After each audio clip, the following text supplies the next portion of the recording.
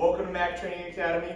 I'm Joey Mack, pow, and today we're going to go through some basic footwork. Before we do that, make sure to hit that subscribe button.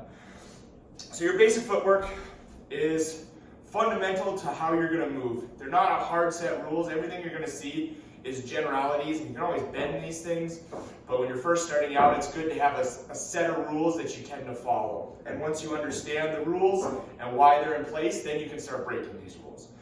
So, is movement and stepping. So, some examples: forwards, backwards, right, and left. So forwards, I'm leading with the front foot and following with the rear foot. Going backwards, leading with the rear foot, following with the front foot. Going to my left, leads with my left foot, follows with my right foot, and going to my right, leads with my right foot, and follows with my left foot. So what you'll notice is wherever I go in direction, if I'm going forward, that lead foot is the foot that goes first.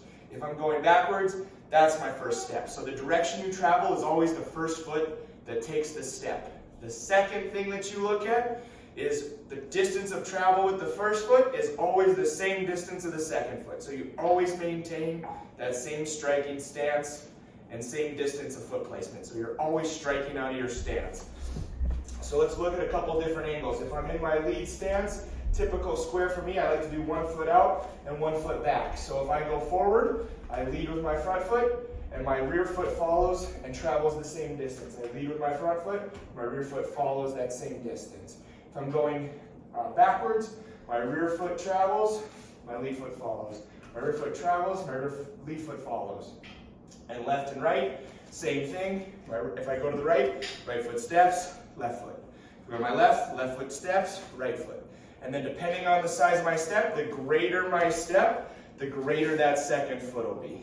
Greater the step, the greater the second step, to keep and maintain that stance. So smaller steps, maintain with a smaller step, or larger steps, maintain with a larger step.